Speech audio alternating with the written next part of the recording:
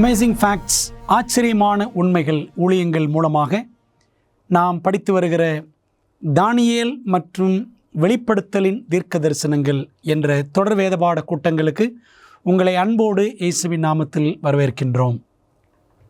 இந்த நாளின் பாடத்தை நாம் படிப்பதற்கு முன்பதாக இன்றைக்குரிய இலவச பிரதியை குறித்து நாம் பார்க்கலாமா? நிச்சயமான மரணத்திலிருந்து மீட்பு என்ற தலைப்பில் அழகான வேதபாடம் அடங்கிய சிறிய பிரதி உங்களுக்கு இலவச பரிசாக காத்திருக்கிறது. இந்த பிரதியை நீங்கள் பெற்றுக்கொள்ள வேண்டுமென்றால் எங்களோடு நீங்கள் தொடர்பு கொள்ளுங்கள். தொலைபேசி மூலமாக அமேசிங் ஃபேக்ட்ஸ் வெப்சைட்டுக்கு உள்ளே சென்று டவுன்லோட் பண்ணி நீங்கள் அதை படிக்கும்படியும் உங்களை அன்போடு நான் கேட்டுக்கொள்கின்றேன். இந்த நாளில் நாம் படிக்க போகிற சத்தியத்தின் தலைப்பு நிச்சயமான மரணத்திலிருந்து மீட்பு என்று நாம் படிக்க போகிறோம். தலைகளை தாழ்த்தி ஜெபம் செய்வோமா? எங்கள் நல்ல பிதாவே, இந்த நாளில் நாங்கள் ஒன்று சேர்ந்து உம்முடைய சத்தியத்தை படிப்பதற்கு நீ தந்திருக்கிற கிருபைக்காக நன்றி. கர்த்தாவே, இந்த பாடத்தை படிக்கிற ஒவ்வொருவரையும் கற்றுக் கொடுக்கிற அடியானையும் ஆவியானவர் தாமே பலப்படுத்தும். அது கரங்களில் ஒப்பு கொடுக்கிறோம். சத்தியத்தில் எங்களை வழிநடத்தும் சத்திய ஆவியானவரே, இயேசுவின் நாமத்தில் ஜெபிக்கிறோம் நல்ல பிதாவே, ஆமென். ஆபிரகாம் என்ற ஒரு தேவ மனிதன் அஞ்ஞான மார்க்கத்திலிருந்து மெய்யான தெய்வத்திடம் திரும்பின மனிதன். அந்த மனிதன் ஒரு நாள் கடும் சோதனைக்குள்ளாக வழிநடத்தப்படுகிறார். ஒரு நாள் இரவிலே தேவன் ஆபிரகாம் இடத்தில் பேசி, உன்னுடைய ஒரே பேரான மகன், உன் ஏக சுதன் ஈசாக்கை அழைத்து கொண்டு போய் மோரியா தேசத்தில் நான் காண்பிக்கும் மலைகள் ஒன்றிலே அவனை பலியிடு என்று தேவன் சொன்னார்.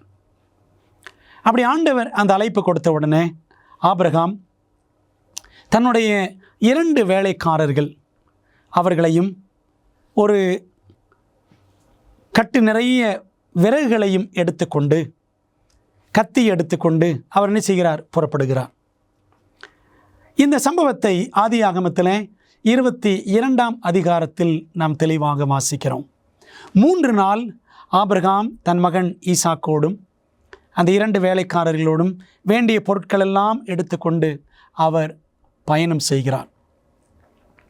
அந்த சமயத்தில் ஆபிரகாமுக்கு சுமார் 120 வயதும் ஈசாக்குக்கு 20 வயதும் இருக்கலாம் என்று வேத அறிஞர்கள் சொல்லுகிறார்கள். அன்பானவர்களே, 100 ஆண்டுகள் கழித்து, அதாவது 100 வயதில் ஆபிரகாமுக்கு ஒரு ஆண் பிள்ளை, வாக்குத்தத்தத்தின் பிள்ளையாக ஈசாக்கு பிறக்கிறான். மனைவி சாராளுக்கு 90 வயது. இவ்வளவு வயதான காலகட்டத்தில் பிறந்த ஒரு பிள்ளை. இந்த பிள்ளையை இப்பொழுது நீ பலியிடு என்று தேவன் சொல்லுகிறார். இது எத்தனை வேதனையான அனுபவம்! நெடுநாள் கழித்து பிறந்த பிள்ளையை பலியிடு என்று தேவன் கேட்கிறாரே.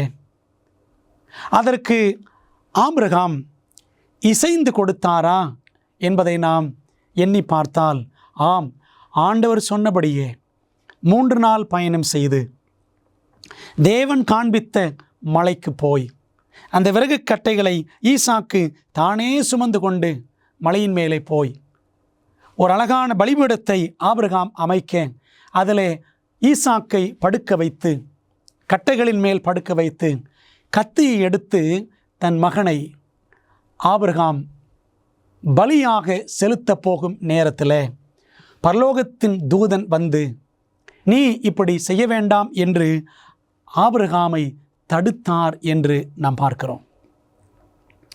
அன்பானவர்களே, அப்படி தடுக்கப்பட்ட ஆபிரகாம் பலி செலுத்தி ஆக வேண்டுமே. என்ன ஆயிற்று? அங்கே ஓர் ஆடு இருந்ததாக நாம் பைபிளில் வாசிக்கிறோம்.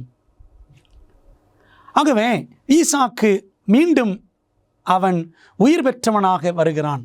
அவன் மரிக்கவில்லை. ஏறக்குறைய அவன் மரணத்தின் அருகில் ஈசாக்கு சென்று விட்டான். ஆனாலும் பரலோகத்தின் தேவன் அவனை மீண்டுமாக எழுப்பி அவன் மரிக்காதபடி அவனை காப்பாற்றினார். ஆனாலும் பலி ஒன்று செலுத்தப்பட்டாக வேண்டுமே, என்ன ஆயிற்று?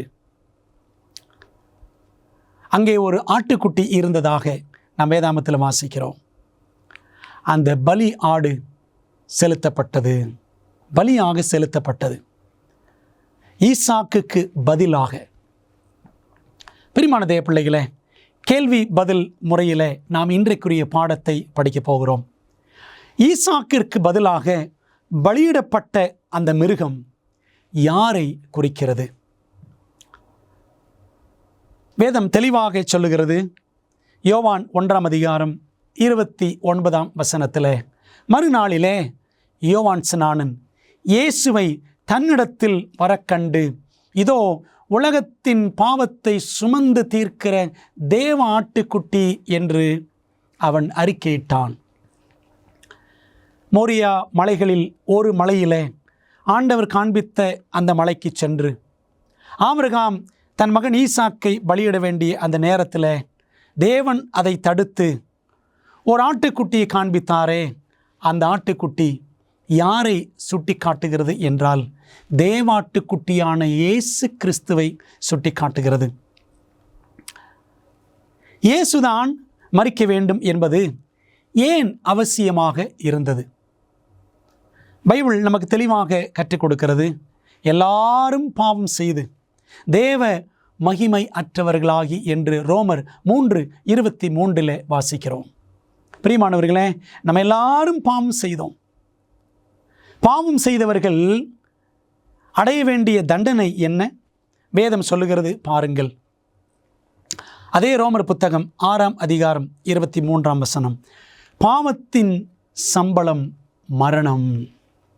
பாவம் செய்தான் என்றால் அவன் மரிக்க வேண்டும், அவனது இரத்தம் சிந்தப்பட வேண்டும். வேதாகமத்தில் நாம் வாசிக்கிறோம். எபிரேயர் 9ஆம் அதிகாரம் 22ஆம் வசனத்தில், நியாய பிரமாணத்தின்படி கொஞ்சம் குறைய எல்லாம் இரத்தத்தினாலே சுத்திகரிக்கப்படும், இரத்தம் சிந்துதல் இல்லாமல் மன்னிப்பு உண்டாகாது. பாவம் செய்கிற ஒருவன் அவன் மன்னிக்கப்பட வேண்டும் என்றால் இரத்தம் சிந்தப்பட வேண்டும். இதுதான் நியதி.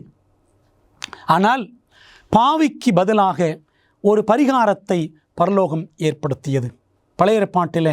அதனால தான் ஆட்டுக்குட்டிகளை பலி செலுத்தினார்கள். ஒரு நபருக்கு பதிலாக, ஒரு பாவிக்கு பதிலாக இன்னொரு பலிமிருகம் பலியாக்கப்பட்டது.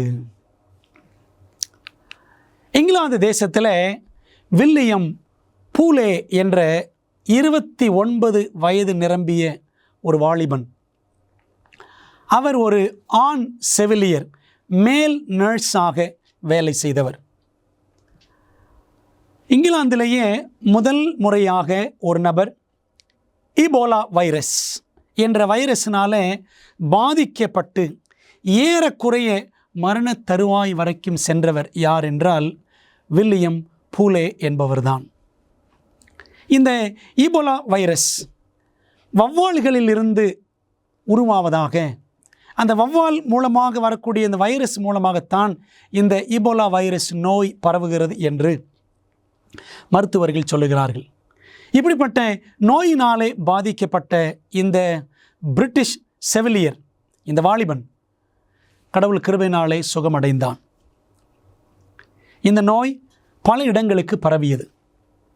அமெரிக்காவில் அட்லாண்டா என்ற பகுதியில் இருந்த ஒரு நபருக்கும் இந்த வைரஸ் பரவியதுனால அவருக்கு இரத்தம் கொடுப்பதற்காக, ஏனென்றால் இந்த வில்லியம் பூலே இந்த நோயினால் பாதிக்கப்பட்டு சுகம் பெற்று உடலில் நல்ல நோய் எதிர்ப்பு சக்தி கொண்ட இரத்தத்தை அவர் பெற்றிருந்தபடினாலே அவர் இரத்தத்தை அட்லாண்டாவில் இருக்கிற பாதிக்கப்பட்ட நபருக்கு கொடுக்க வேண்டும் என்று என்ன செய்தாராம்? வில்லியம் பூலே இங்கிலாந்திலிருந்து அமெரிக்காவுக்கு பயணமானார்.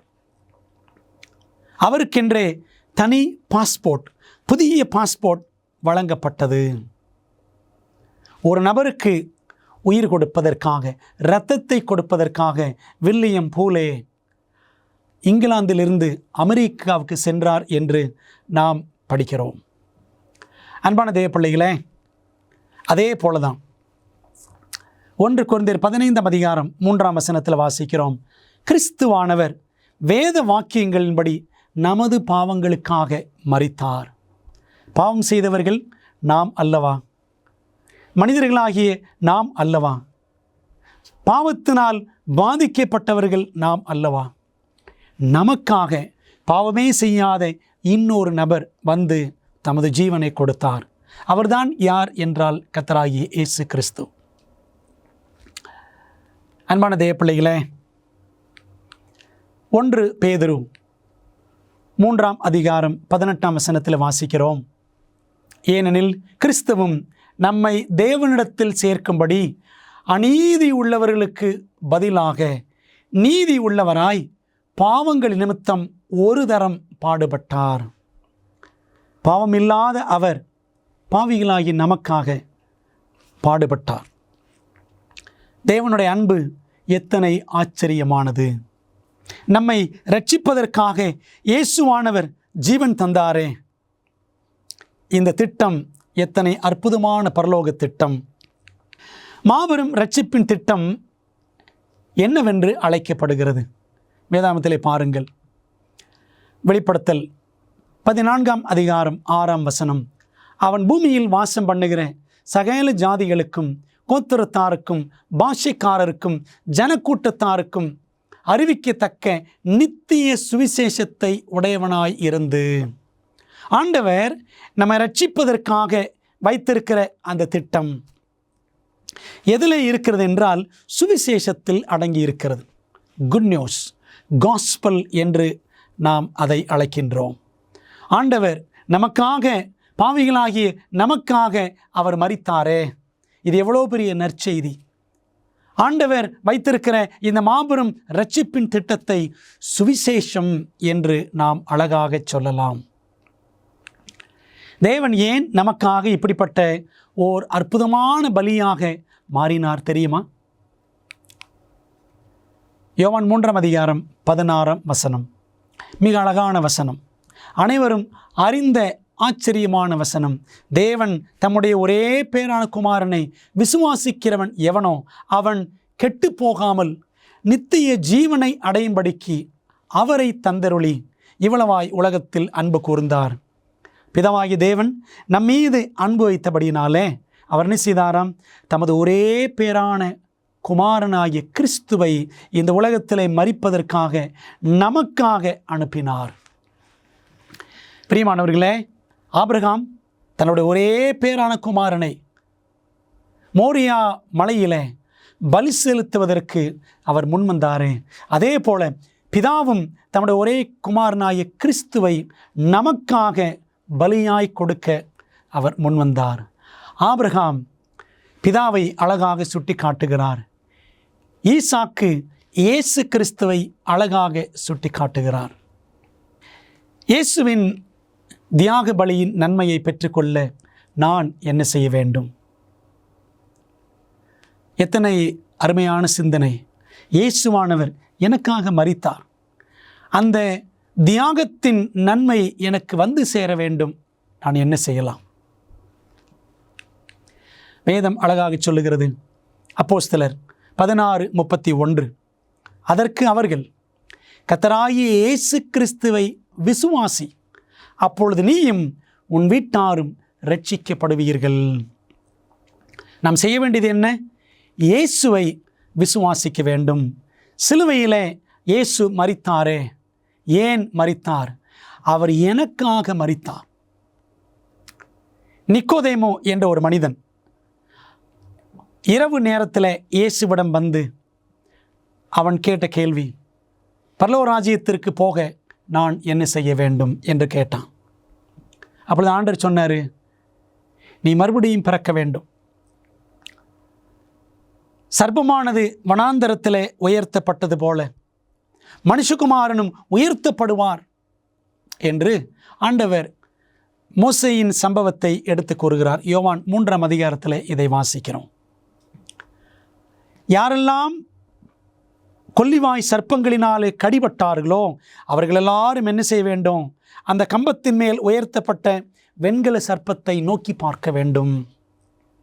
பிரியமானவர்கள், அதே போல பாவங்களினால் பாதிக்கப்பட்டவர்கள் இயேசுவை நோக்கி பார்க்க வேண்டும், இயேசுவை விசுவாசிக்க வேண்டும்.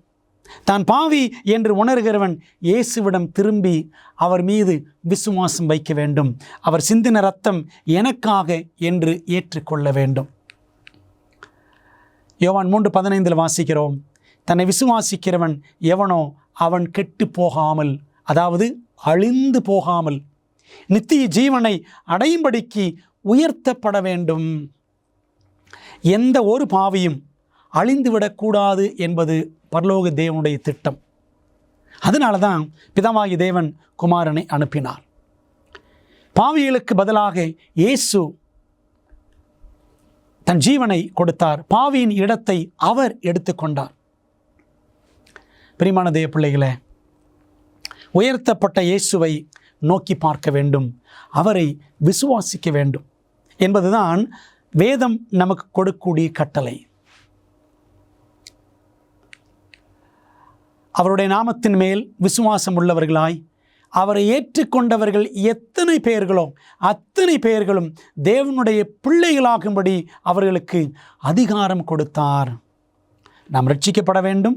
ரட்சிக்கப்பட வேண்டுமென்றால் இயேசுவை விசுவாசிக்க வேண்டும். இயேசுவை விசுவாசித்தால் நாம் தேவனுடைய பிள்ளைகளாக மாறும் அதிகாரத்தை பெற்றுக்கொள்ளுகிறோம். இது எத்தனை ஆச்சரியமான அதிகாரம்! தேவனுடைய பிள்ளை என்ற அதிகாரம்.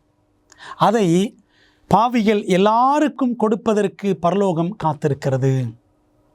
அப்படியானால் நான் எவ்வாறு மன்னிக்கப்படுகிறேன்? நான் எவ்வாறு கழுவப்படுகிறேன்? ஒரு பாவி எப்படி மன்னிக்கப்பட கழுவப்பட முடியும்? பார்க்கலாமா? வாருங்கள். வேதம் சொல்லுகிறது, அப்போஸ்தலர் 3:19, உங்கள் பாவங்கள் நிவிர்த்தி செய்யப்படும் பொருட்டு நீங்கள் மனந்திரும்பி குணப்படுங்கள். ஒரு பாவி மனந்திரும்ப வேண்டும்.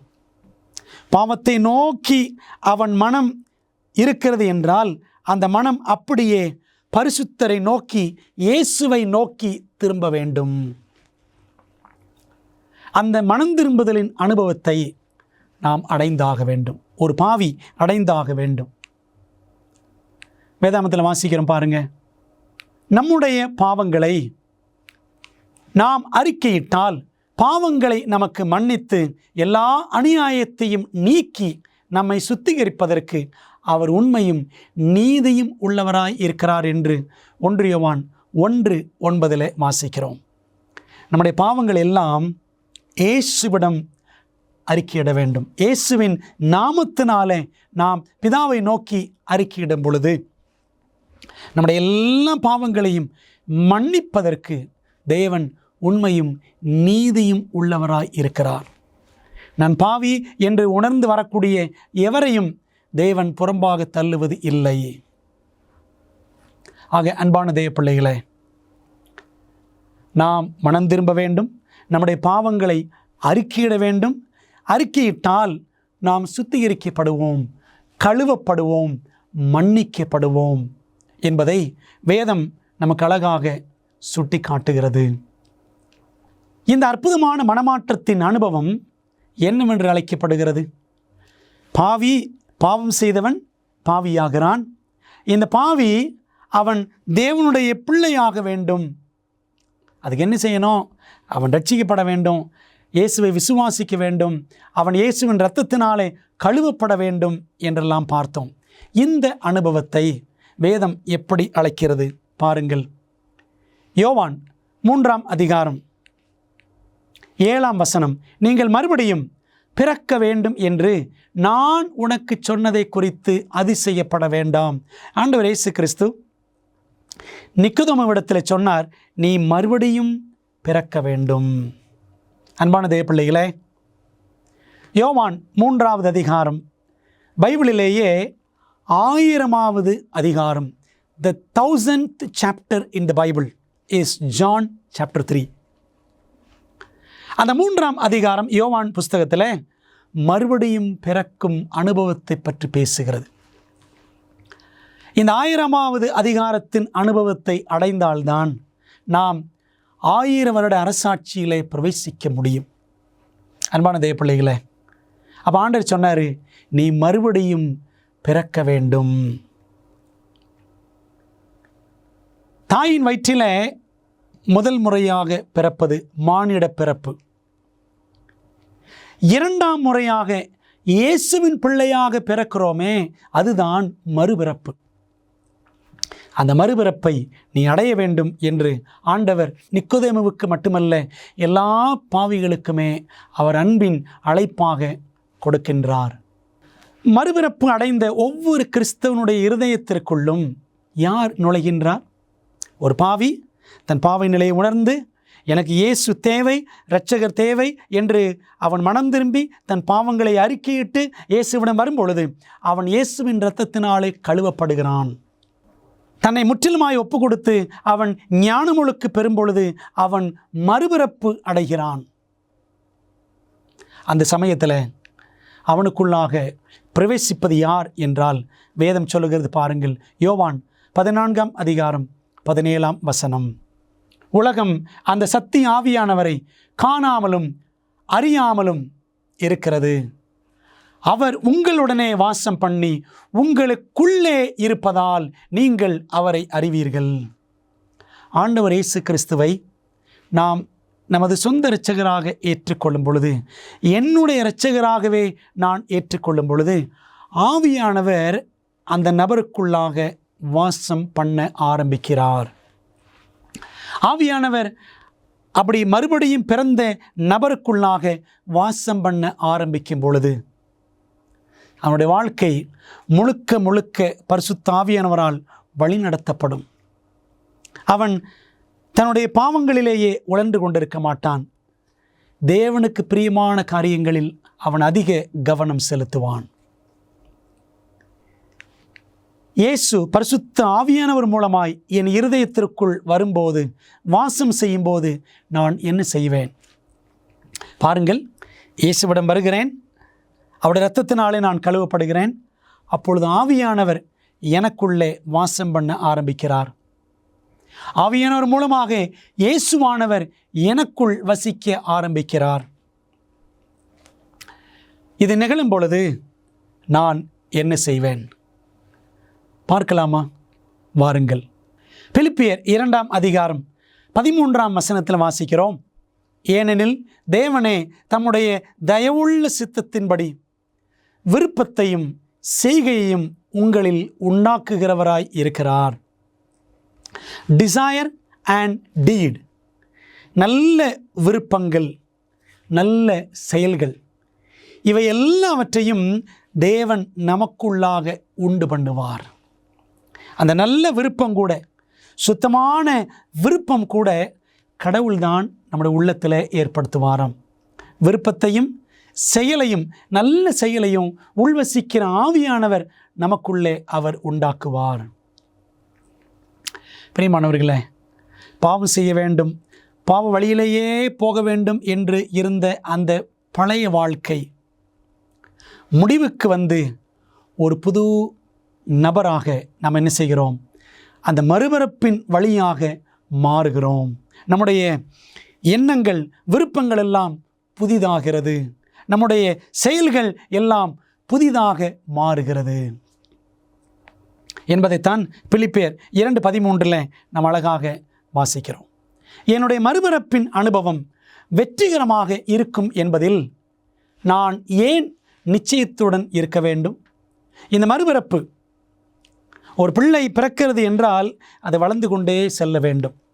அதே போல ஆண்டவருடைய பிள்ளையாக நாம் மறுபிறப்பின் வழியாக நாம் நம்முடைய புதிய வாழ்க்கையை, ஆவிக்குரிய வாழ்க்கையை தொடங்கும் பொழுது தொடர்ந்து முன்னேறி செல்வோமா?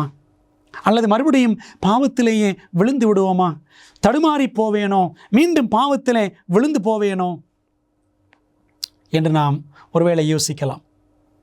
வேதம் சொல்லுகிறது பாருங்கள். பிலிப்பியர் 1ஆம் அதிகாரம் 5ஆம் வசனத்தில், உங்களில் நற்கிரியையை தொடங்கினவர் அதை இயேசு கிறிஸ்துவின் நாள் பரியந்தம் முடிய நடத்தி வருவார் என்று நம்பி என்று வாசிக்கிறோம். நமக்குள்ளாக நற்கிரியை, நல்ல செயல், நம்மை ரட்சிக்க வேண்டும் என்ற அந்த ரட்சிப்பின் செயலை தொடங்கின தேவன் அவனை செய்வாராம், நடுவழியிலே விட்டு விடுவது இல்லை. அவர் கடைசி பரியந்தம் தேவனுடைய ராஜ்யத்தில் நம்மை கொண்டு போய் சேர்க்கும் நாள் வரைக்கும் அவர் நம்மை வழிநடத்துவார் என்று நிச்சயமாக நாம் நம்பலாம். அன்பான தேவப்பிள்ளைகளே, நம்பி வந்தவர்களை நடுவழியிலே விட்டு விடுகிறவர் நம்முடைய இரட்சகர் அல்லவே அல்ல. அவர் நம்மை கடைசி வரை வழி நடத்துவார். சங்கீதம் 48:14 வாசிக்கிறோம், இந்த தேவன் என்றென்றைக்கும் உள்ள சதா காலங்களிலும் நம்முடைய தேவன், மரண பரியந்தம் அவர் நம்மை நடத்துவார். இந்த விசுவாசம் நம்முடைய ஆண்டவர் மீது நாம் வைத்திருக்க வேண்டும். வேதாகம தீர்க்க தரிசனத்தில் வெளிப்படுத்தப்பட்டுள்ளபடி நம்முடைய மோசமான உலகத்திற்கான தேவனின் திட்டத்தை அறிய விரும்புகிறீர்களா? உங்கள் மிகப்பெரிய சவால்களுக்கு நடைமுறையான நம்பகமான தீர்வுகள் வேண்டுமா? ஊக்கமளிக்கும் மற்றும் அறிவூட்டும் ஆச்சரியமூட்டும் உண்மைகள் வேதாகம பாட வழிகாட்டிகள் 27 அழகான வரைகளை மற்றும் நேரடியான பதில்களை புரிந்து கொள்ள எளிதான வகையில் வேதத்தின் அடிப்படையில் சிறப்பான மேலான பாடங்களை வழங்குகின்றது. ஒவ்வொரு ஆய்வு வழிகாட்டியும் உங்கள் வாழ்க்கையின் மிக முக்கியமான உண்மைக்கான பொருத்தமான வேதாகம பதில்களை நோக்கி உங்களை வழிநடத்தும். நான் எப்படி ஆரோக்கியமான ஐக்கியத்தை பெறுவது? இயேசு எப்போது எப்படி மீண்டும் வருவார்? மேலும் இப்படி பல கேள்விகளுக்கு உங்கள் எதிர்காலத்தை வாய்ப்பாக விட்டுவிடாதீர்கள். ஆச்சரியமூட்டும் உண்மைகள் வேதாகம பாட வழிகாட்டிகளிடமிருந்து உங்கள் வாழ்க்கையை சத்தியத்துடன் மாற்றுங்கள். ஆங்கிலம், இந்தி, தமிழ் மற்றும் தெலுங்கு மொழிகளில் கிடைக்கிறது. காத்திருக்க வேண்டாம். bookstore.aftv.in என்ற இணையதளம் மூலம் உங்கள் முழுமையான ஆய்வு வழிகாட்டிகளை இன்றே ஆர்டர் செய்யுங்கள். கிறிஸ்தவ அனுபவத்தில், கிறிஸ்தவ விசுவாச வாழ்க்கையில், ஆவிக்குரிய அனுபவத்தில் சிலர் தோற்று போகிறார்கள். ஏன்? வசனம் சொல்லுகிறது, ஏசாயா 53:6 அவனவன் தன் தன் வழியிலே போனோம். என்ன அர்த்தம் என்றால், நாம் நம்முடைய சுய சித்தத்தை சார்ந்து வாழ ஆரம்பித்து விடுகிறோம். சுய சார்பு, செல்ஃப் ரிலையன்ஸ், நம்மையே நம்புவது, என்னையே நான் நம்பிக்கொள்ளுவது, இதுதான் நம்முடைய சொந்த வழியிலே போவதற்கான ஒரு பாதை. நம்முடைய மனம் போன போக்கிலே நாம் போகிறோமே. வெள்ளாடுகளைப் போல கண் கண்ட இடமெல்லாம் எங்கெல்லாம் பசுமை இருக்கிறதோ அப்படி தேடி ஓடுகிறோமே. அவனவன் தன் தன் வழியிலே போனோம். நாம் சுயத்தை நம்பக்கூடாது, சுய சித்தத்தை செய்ய முயற்சிக்கக்கூடாது. என்ன செய்ய வேண்டும்? பாருங்கள், வேதம் சொல்லுகிறது, லூக்கா 22:42 ஆயினும் என்னுடைய சித்தத்தின்படி அல்ல, உம்முடைய சித்தத்தின்படியே ஆக கடவுது என்று ஜெபம் பண்ணினார் ஆண்டவர் இயேசு கிறிஸ்து. கிறிஸ்து கூட இந்த உலகத்திலே வாழ்ந்த பொழுது அவர் தன்னுடைய சித்தத்தை அவர் செய்யவில்லை. தனக்கு பிரியமானதை அவர் ஒருபோதும் செய்யவே இல்லை. அவர் எப்பொழுதும் பிதாவின் சித்தத்திற்கென்றே ஒப்பு கொடுத்தவராக அவர் வாழ்ந்தார். கிறிஸ்துவின் வாழ்க்கை எப்படிப்பட்ட முன்மாதிரி! இதைத்தான் கிறிஸ்தவனும் செய்ய வேண்டும். அன்பான தேவப்பிள்ளைகளே, வசனம் சொல்லுது பாருங்க, 2 பேதுரு 3:2 பரிசுத்த தீர்க்கதரிசிகளால் முன் சொல்லப்பட்ட வார்த்தைகளையும் இரட்சகராயிருக்கிற கர்த்தருடைய அப்போஸ்தலராகிய எங்களுடைய கட்டளைகளையும் நீங்கள் நினைவு கூறும்படி இந்த நிருபங்களினால் உங்கள் உண்மையான மனதை நினைப்பூட்டி எழுப்புகிறேன் என்று பேதுரு எழுதுகிறார். ஆண்டவர் என்னவெல்லாம் சொல்லி வைத்திருக்கிறாரோ அவருடைய வார்த்தைகளின்படி, அவருடைய கட்டளைகளின்படி நாம் நடக்க வேண்டும். அவனவன் தன் தன் வழியிலே போனோம் என்ற அதே பழைய பாதையிலே, பாவ வாழ்க்கையிலே நாம் போய்விடக்கூடாது. தேவனுடைய கட்டளை என்ன சொல்லுகிறதோ அதன்படி அப்படியே நடக்கிற ஒரு அனுபவத்திற்குள்ளாய் நாம் முன்னேற வேண்டும். பிரியமான தேவ பிள்ளைகளே, ஆகவே என்னுடைய மனம் போன போக்கில் அல்ல, தேவனுடைய மனம் வேதாகமத்திலே வெளிப்படுத்தப்பட்டிருக்கிறது. அவருடைய சிந்தை இந்த வேத வார்த்தைகள் வழியாய் வெளிப்படுத்தப்பட்டிருக்கிறது. அவருடைய சிந்தையின்படி, அவருடைய சித்தத்தின்படி நாம் செல்ல வேண்டியது மிகவும் அவசியம் என்பதை புரிந்து கொண்டால் நம்முடைய வாழ்க்கை, கிறிஸ்தவ வாழ்க்கை இலகுவானதாக, இனிமையானதாக நிச்சயமாக மாறும். இயேசு என்னை ஏற்றுக்கொண்டார் என்பதையும், நான் அவருடைய பிள்ளை என்பதையும் நான் எப்படி அறிந்து கொள்ள முடியும்?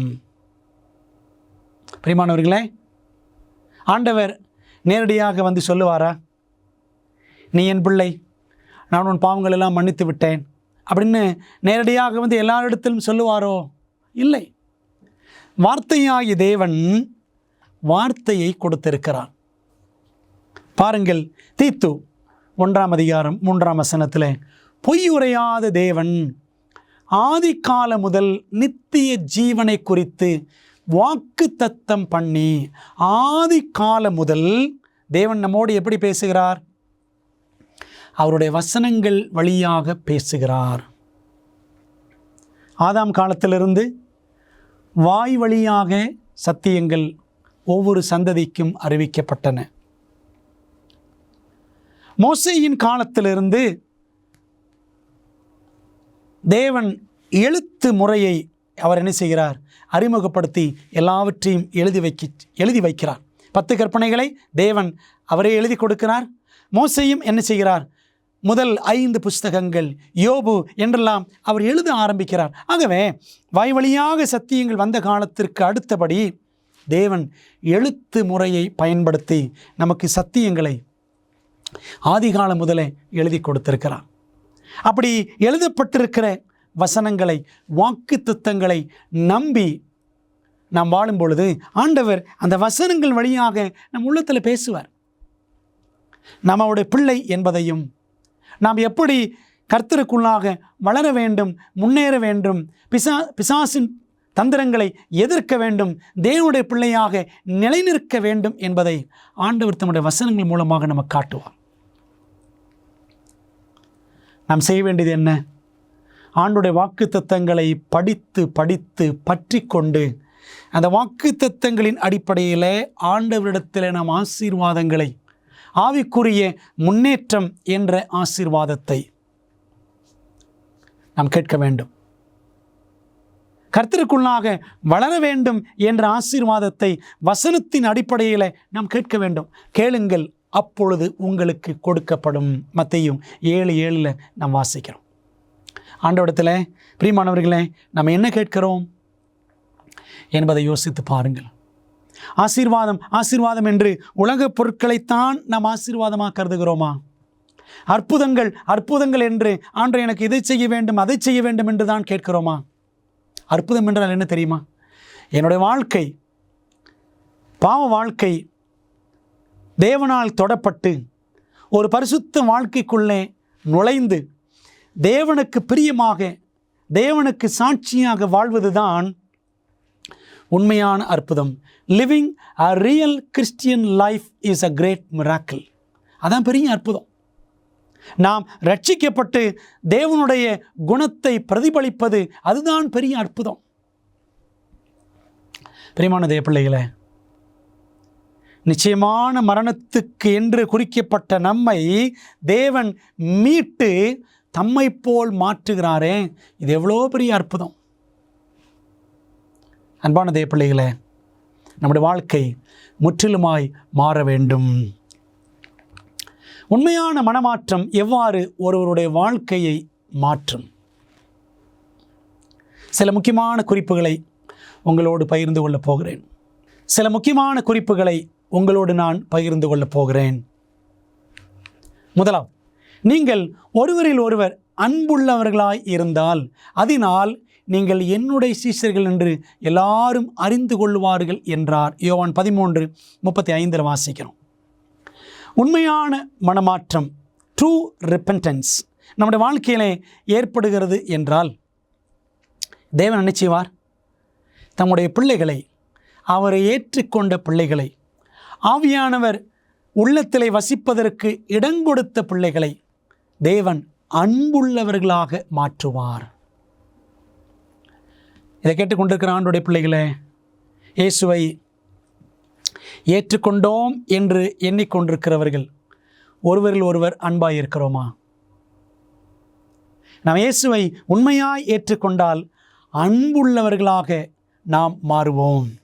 1ஆம் நூற்றாண்டில் ஆண்டவர் இயேசு கிறிஸ்து வந்து வாழ்ந்து மரித்து உயிர்த்து பரமேறி சென்ற பிற்பாடு ரோமாபுரி சாம்ராஜ்யம் எங்கும் இரட்சிப்பின் சத்தியம் பரவியது.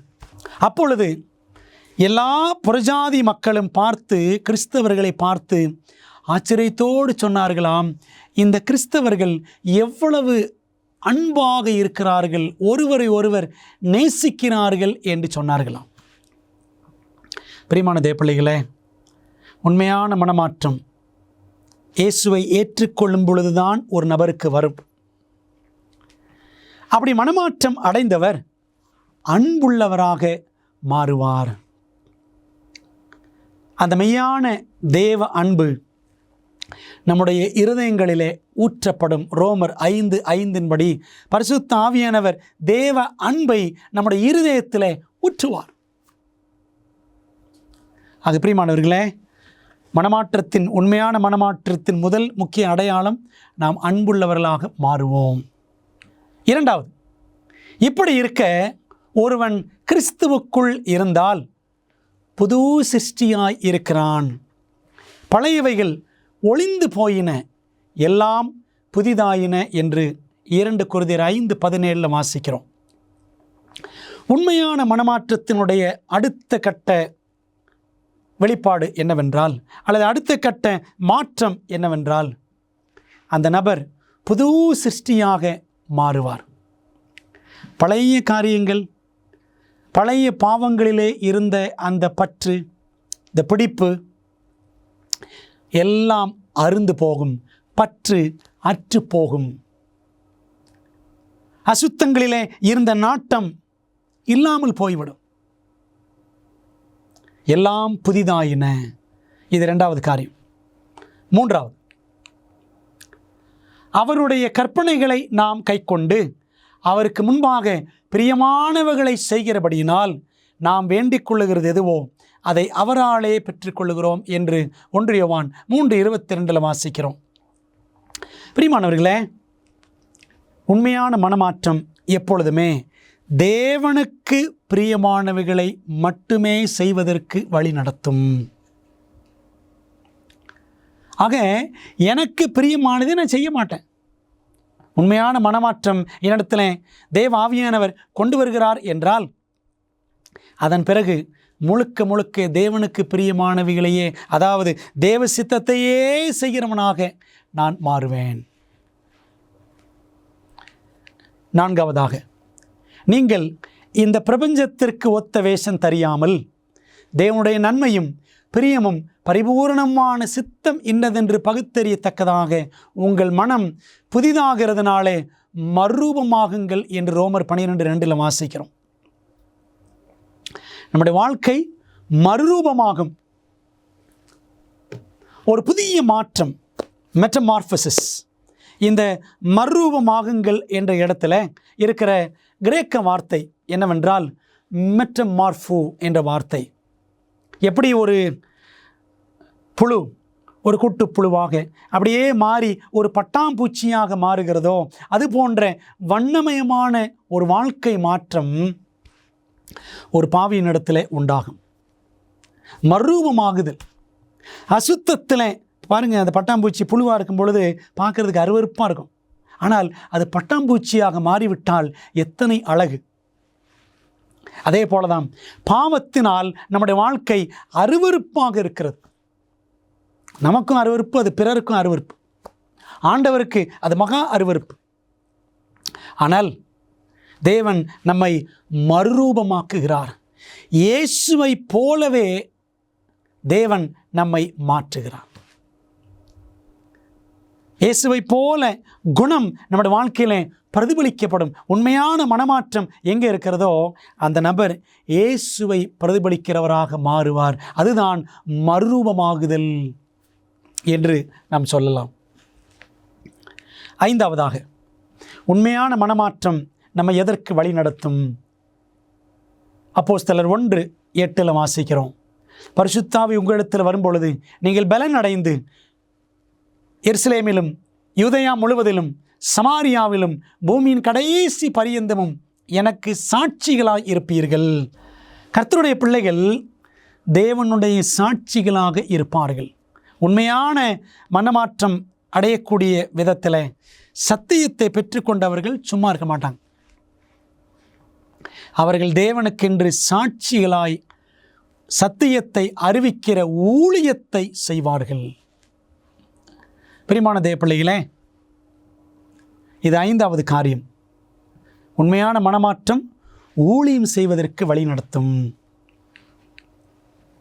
6வது, எந்த சமயத்திலும் சகலவிதமான வேண்டுதலோடும் விண்ணப்பத்தோடும் ஆவியினாலே ஜெபம் பண்ணி. எபேசியர் 6:18 பவுல் சொல்லுகிறார். உண்மையான மனமாற்றம் அடைந்த பிள்ளைகள் எப்பொழுதுமே ஜெபிக்கிறவர்களாக இருப்பார்கள். முழங்கால் படியிட்டுதான் ஜெபித்தால் ஜெபம் என்பதல்ல, ஆவியினாலே ஜெபம் நடக்கும் பொழுதும், வேலைகளை செய்யும் பொழுதும், அன்றாட அலுவல்களிலே ஈடுபட்டிருக்கும் பொழுதும் எப்பொழுதுமே ஆவியினாலே, பரிசுத்த ஆவியினாலே உந்தப்பட்டவர்களாக, தூண்டப்பட்டவர்களாக, அப்படிப்பட்ட மெய்யான மனமாற்றம் அடைந்தவர்கள் தேவனோடு பேசிக்கொண்டே இருப்பார்கள்.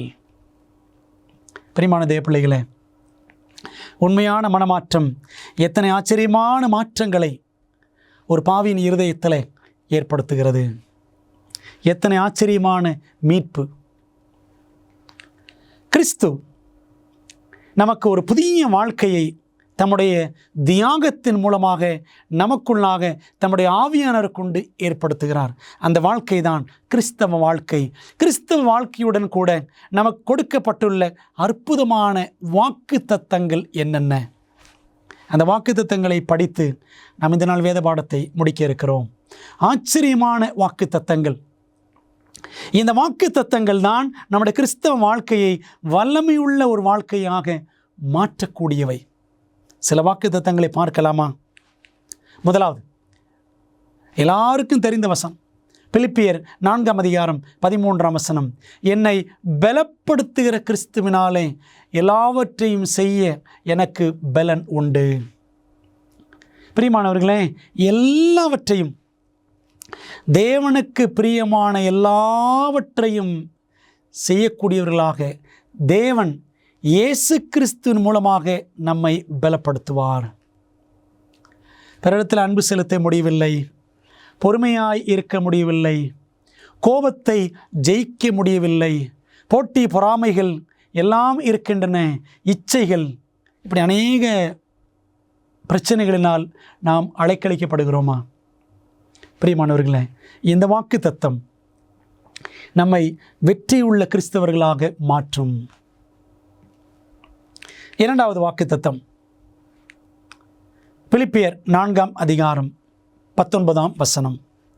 என் தேவன் தம்முடைய ஐஸ்வரியத்தின்படி உங்கள் குறைவையெல்லாம் கிறிஸ்து இயேசுவுக்குள் மகிமையிலே நிறைவாக்குவார் என்று பிலிப்பியர் 4:19 பவுல் எழுதுகிறார். அன்பான தேவ பிள்ளைகளே, நம்மிடத்தில் என்னவெல்லாம் குறைகள் இருக்கின்றன என்று எண்ணி பார்ப்போம். குறைகள் இல்லாதவர்கள் யாருமே கிடையாது. எல்லாரிடத்திலுமே குணக்குறைபாடுகள் இருக்கத்தான் செய்கின்றன. ஆனால் கர்த்தராகிய இயேசு கிறிஸ்து மூலமாக நம்முடைய குறைவையெல்லாம் பிதாவாகிய தேவன் நிறைவாக்குவார், மகிமையிலே நிறைவாக்குவார். இந்த உலகத்திலேயே நம்மை பக்குவப்படுத்துவார். அவர் வரும்பொழுது நம்மை இன்னும் பூரணப்படுத்துவார் என்பதை அழகாக தேவன் நமக்கு வாக்களித்திருக்கிறார். அன்பான தேவ பிள்ளைகளே, இது எத்தனை ஆச்சரியமான வாக்கு தத்தம்! 3வதாக, தேவனாலே எல்லாம் கூடும் என்று மார்க் 10:27 வாசிக்கிறோம். இந்த வாக்கு தத்தம் மத்தேயுவில் இருக்கிறது, மார்க்கில் இருக்கிறது, லூக்காவிலும் இருக்கிறது. தேவனாலே எல்லாம் கூடும். அவராலே கூடாத காரியம் ஒன்றுமே இல்லை. அன்பான தேவ பிள்ளைகளே, நம்முடைய வாழ்க்கையை தேவன் அவருக்கு பிரியமான எல்லாவற்றையும் செய்யக்கூடிய வாழ்க்கையாக அவர் நமக்குள் இருந்து அவர் கிரியை செய்வார். ஆகவே தேவனால் எல்லாம் கூடும். கொலைகாரர்களையும், குடிகாரர்களையும், கொள்ளைக்காரர்களையும், அநியாயக்காரர்களையும், இன்னும் தவறான வழியில் போனவர்களையும் திசை திருப்பி தேவராஜ்யத்துக்குரியவர்களாக மாற்ற தேவனால் மட்டுமே கூடும். ஒருவேளை உங்களுடைய கணவர் உங்களை நேசிக்காமல் இருக்கிறார் என்று கவலைப்படுகிறீர்களா சகோதரிகளே? அவர் குடிகாரனாக இருக்கிறார் என்று நீங்கள் கலங்கி நிற்கிறீர்களா? உங்கள் குடும்பம் நிர்கதியான நிலையில் இருப்பதாக நீங்கள் தவிக்கிறீர்களா? தேவனாலே எல்லாம் கூடும். உங்கள் கணவருக்கும் மனமாற்றத்தை கொடுக்க தேவனாலே கூடும் என்று நீங்கள் விசுவாசிக்க வேண்டும்.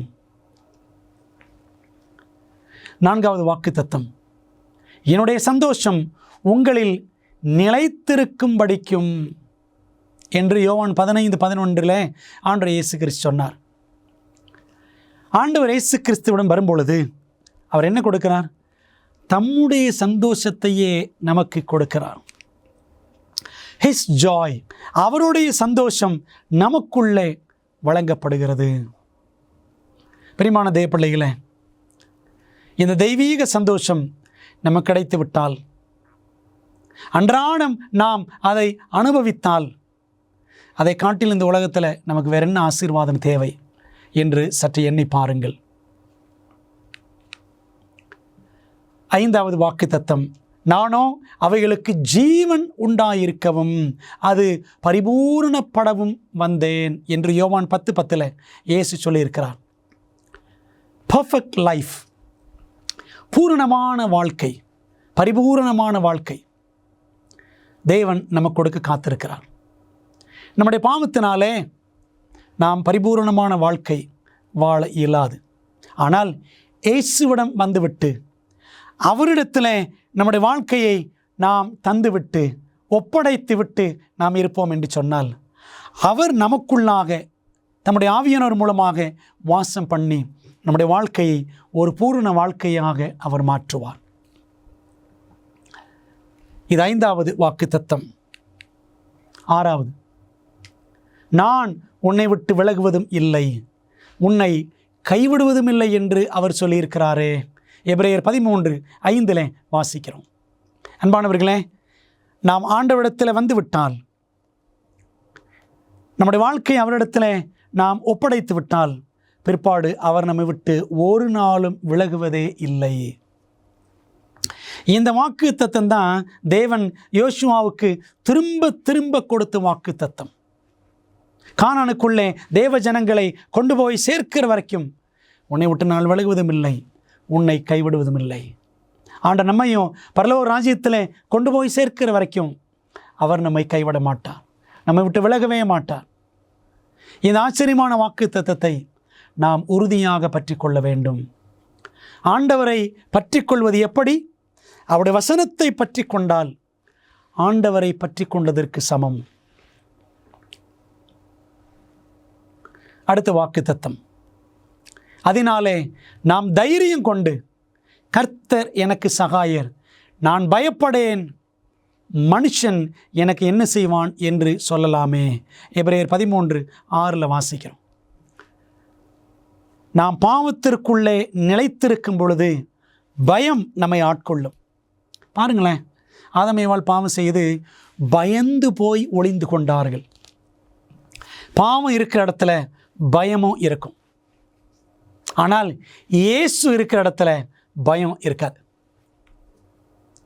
அதனால தான் வாசிக்கிறோம் பாருங்க, கர்த்தர் எனக்கு சகாயர், நான் பயப்படேன், மனுஷன் எனக்கு என்ன செய்வான். இயேசுவை நம்முடைய இருதயத்தில் நாம் காத்து கொள்ளும் பொழுது, அவருக்கு நிரந்தரமான இடத்தை நாம் கொடுக்கும் பொழுது, பயத்தை உடைத்து சுக்குநூறாக்க நமக்கு பலன் கொடுக்கப்படும். பிரியமான தேவ பிள்ளைகளே, தேவனுடைய பிள்ளையாக முழுக்க முழுக்க ஒப்படைத்து வாழுகிற வாழ்க்கை நமக்கு தேவை. அதற்கு இந்த வாக்குத்தத்தங்கள் எல்லாம் நமக்கு உதவியாக இருக்கும்படி தேவன் கொடுத்திருக்கிறார். கடைசியாக ஒரு வாக்குத்தத்தத்தை நாம் பார்க்கலாமா? சமாதானத்தை உங்களுக்கு வைத்து போகிறேன்.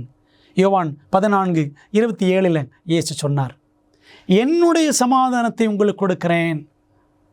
15ஆம் அதிகாரத்தில் படித்தோம். யோவான் 15:11 வசனத்தில் என்னுடைய சந்தோஷம் இயேசு சொல்லுகிறார்.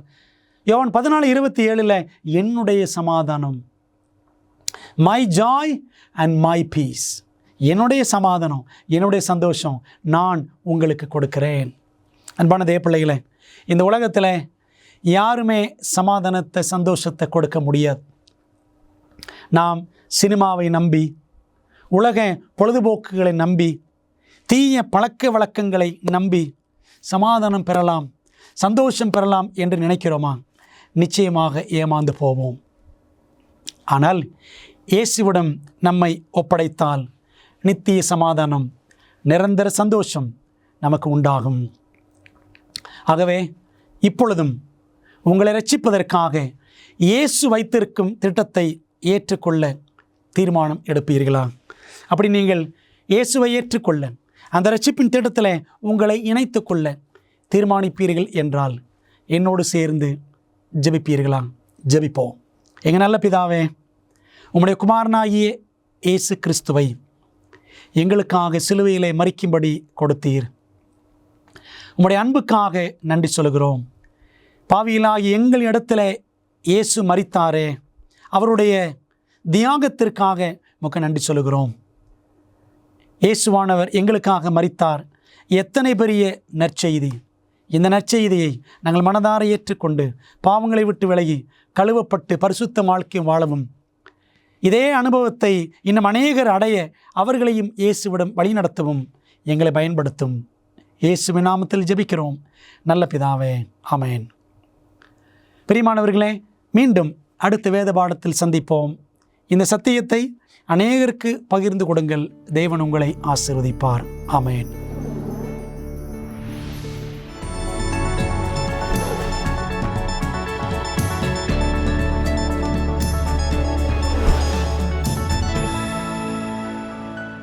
வணக்கம் நண்பர்களே. நவீன கொடிகள் உங்களுக்கு தெரியும். அவைகள் தேசபக்தியினரின் வீடுகளுக்கு முன்னால் தலைநகர கட்டிடங்களின் உச்சியில் பறப்பதை நாம் காணலாம். உண்மையில் போரிடும் நாடுகளுக்கு இடையில் சண்டையிடும் காலங்களிலிருந்து பறக்கவிடப்படும். இந்த அழகாக வடிவமைக்கப்பட்ட கஷ்டமான வேலைப்பாடுகளுடன் வண்ண பதாகைகளோடு போர்க்களங்களில் மேலே பறக்கவிடப்படும். எனவே குழப்பம் மற்றும் புகை மற்றும் போரின் மூடுபனி ஆகியவற்றின் மத்தியில் போரிடும் படைகள் அடையாளம் கண்டுகொள்ளப்படும். எனவே அவர்கள் யுத்தத்தில் போராடுகிறார்களோ அங்கு அவர்களின் படைகள் அணிதிரளும். உங்கள் எதிரியின் கொடியை நீங்கள் கைப்பற்றினால் அது மிக உயர்ந்த மரியாதையாக கருதப்படும். கொடியை கைப்பற்றுங்கள் என்ற விளையாட்டு எங்கிருந்து வந்தது என்று கண்டால் ஆச்சரியப்படுவீர்கள். போரின் இந்த மாற்றங்களுடன் இந்த கொடிகள் வேறுபட்ட தேசங்களை அடையாளம் காணவும், தேசிய இனங்களை அடையாளம் காணவும் ஒரு சிறிய குறிப்பை கொடுக்கின்றன. இன்று உலகின் பல்வேறு நாடுகளை குறிக்கும் கொடிகள் மிகவும் வண்ணமயமானவை, மாறுபட்டவை. அனைத்து வண்ணங்களும் வடிவங்களும் ஒரு குறிப்பிட்ட பொருளை கொண்டு இருப்பவை. அவர்கள் ஒருவருக்கொருவர் வேறுபடுத்தி அடையாளம் காண்பது எளிது. ஆனால் அநேகமாக உலகின் மிகவும் சுவாரஸ்யமான கொடிகளில் ஒன்று பிலிப்பைன்ஸின் கொடி. இது தனித்துவமானது, ஏனென்றால் இது போரின் காலங்களை விட அமைதியான காலங்களில் வித்தியாசமாக பறக்கவிடப்படுகிறது. சமாதான காலங்களில் சிவப்பு, வெள்ளை, நீலம், மஞ்சள் கலந்த பிலிப்பைன்ஸ் கொடி நீல நிற பக்கத்தை மேல் நோக்கி பறக்க விடுகிறார்கள். யுத்த காலங்களில் அவர்கள் அதை மாற்றி சிவப்பு பக்கத்தை மேல் நோக்கியபடி பறக்க விடுகிறார்கள். ஏனென்றால் அவர்கள் தியாகங்களை செய்ய, தங்கள் நாட்டின் சுதந்திரத்தை பாதுகாக்க ரத்தம் சிந்த தயாராக இருக்கிறார்கள் என்பதை அது காட்டுகிறது. ஒரு அந்நிய நாட்டில் அமைந்துள்ள ஒரு தூதரகத்தில் தங்கள் கொடியை பறக்கும் அதே வேளையில் வேறொரு தேசத்தால் சூழப்பட்டிருக்கும் கிறிஸ்தவர்கள் இந்த வீழ்ந்து போன உலகில் ஆண்டவரின் அன்பின் கொடியை பறக்கவிட வேண்டும். உன்னத பாட்டின் 2வது அதிகாரம் 4வது வசனத்தில் என் மேல் பறந்த அவருடைய கொடி நேசமே என்று வாசிக்கிறோம். உலகில் கூட கிறிஸ்தவர்களை ஒரு தனித்துவமான ராஜ்யமாக அடையாளப்படுத்தும் கொடி அன்பு. எனவே நண்பர்களே, உங்கள் கொடியை எப்படி பறக்கவிடப் போகிறீர்கள் என்பது ஒரு பெரிய கேள்வி.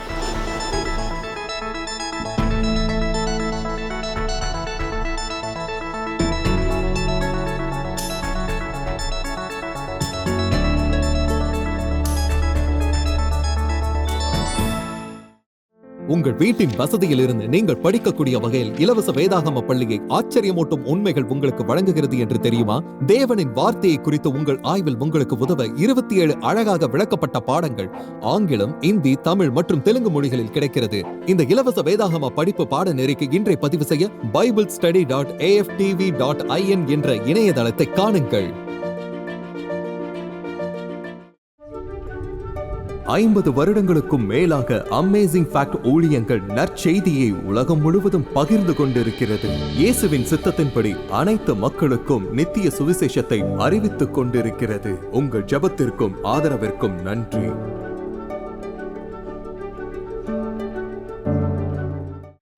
இந்த வேத பாடங்களை படித்ததால் உங்கள் மனதிலே கேள்விகள் இருக்கின்றனவா? அப்படியானால் உங்கள் கேள்விகளை திரையில் தெரியும் எண்ணை பயன்படுத்தி எங்களுக்கு தெரியப்படுத்துங்கள். இல்லை என்றால் உங்கள் கேள்விகளை info@aftv.in என்ற முகவரிக்கு மின்னஞ்சல் செய்யுங்கள். வேதாகமத்தை தொடர்ந்து கற்றுக்கொள்ளும் பொழுது கர்த்தர் உங்களை ஆசீர்வதிப்பாராக. எங்கள் குழுவினரில் ஒருவர் உங்களுக்காக சிறப்பு ஜெபம் செய்ய நீங்கள் விரும்பினால் திரையில் தெரியும் எண்ணை பயன்படுத்தி எங்களை அழையுங்கள். அல்லது உங்கள் ஜெப குறிப்பை prayer@aftv.in என்ற முகவரிக்கு மின்னஞ்சல் செய்யுங்கள். பெரோயா பட்டணத்து சபை விசுவாசிகள் தாங்கள் சத்தியங்களை கேட்ட பிற்பாடு தங்கள் இல்லத்திற்கு சென்று காரியங்கள் இப்படி இருக்கிறதா என்று வேதத்தோடு ஒப்பிட்டு மீண்டும் படித்தார்கள். அதுபோலவே நீங்களும் செய்ய வேண்டும் என்று நாங்கள் விரும்புகிறோம். இந்த தீர்க்க தரிசன தொடர் கூட்டங்களில் ஒவ்வொரு நாளும் உங்களுக்கு அந்தந்த நாளுக்குரிய செய்தி சம்பந்தமான இலவச பிரதி அறிமுகப்படுத்தப்படுகிறது. ஆகவே அந்த இலவச பிரதியை நீங்கள் திரையில் தெரியும் தொலைபேசி எண்ணை பயன்படுத்தி எங்களோடு தொடர்பு கொண்டு பெற்றுக்கொள்ளலாம். அல்லது எங்களுடைய வெப்சைட்டுக்குள்ளே சென்று நீங்கள் அதை பதிவிறக்கம் செய்து கொள்ளலாம். நீங்கள் அந்த புத்தகங்களை பெற்றுக்கொண்டு படித்து வேதத்தில் உள்ளபடியே கற்றுக்கொள்ளுங்கள். நீங்கள் படித்த பிற்பாடு உங்கள் நண்பருக்கும் அதை பகிர்ந்து கொள்ளுங்கள்.